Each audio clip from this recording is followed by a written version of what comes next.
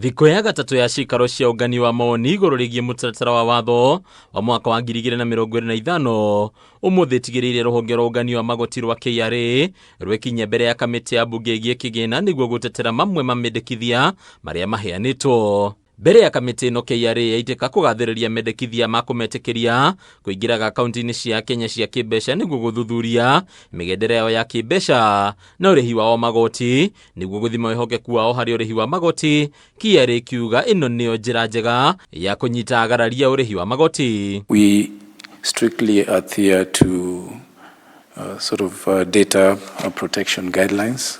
Data governance is a core aspect of our pursuit, and we are continually aspiring to have the highest accreditation as far as data governance and data protection requirements are concerned. We will be able to have the system filter only the necessary data without necessarily providing information or data for that is personally identifiable information.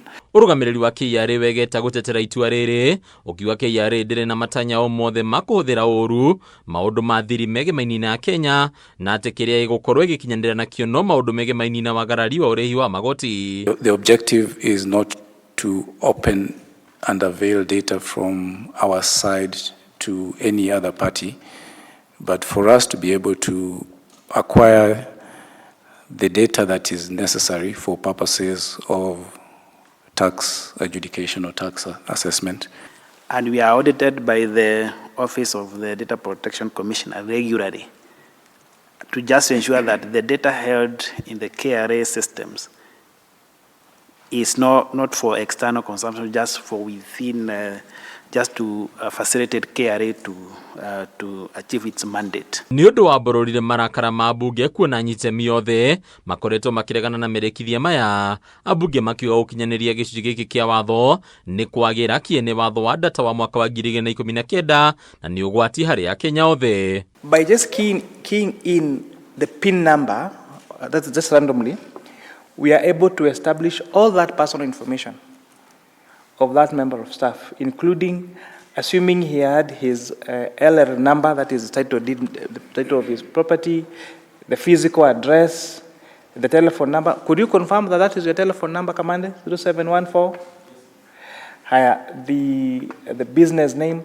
So this is a great concern to us. Kũringana na mũikarĩri gĩtĩ wa kamĩtĩ ĩno ũrĩa nowe mũmbunge wa Molo Kuria Kimani, ona rĩu KRA nĩ ĩkoretwo ĩkĩagarara watho na nĩ ĩkoretwo ĩkĩnungĩra na kururia rekondi cia bata cia Kenya, kũrĩa ningĩ atarĩria atĩ KRA ĩcokaga gũtiga rekondi ici cianĩkĩtwo kĩng'ang'a-inĩ o rĩrĩa cingĩhũthĩka ũũru nĩ mũndũ o wothe. That is a huge data breach because my physical address, my telephone number, my email address should not be data that should be available to any other person. I think here you have to own up to the responsibility that this is a breach and promise correction.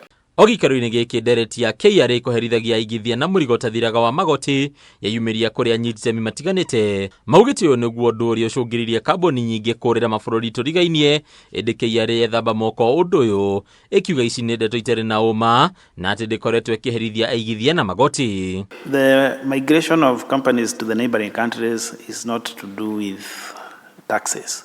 The reason being VAT at 16% is the lowest in the region. The others are at 18%. Corporation tax is at 30% for the countries. Hadina Kameme TV, Retoro Koni Bataru, wa Mwage.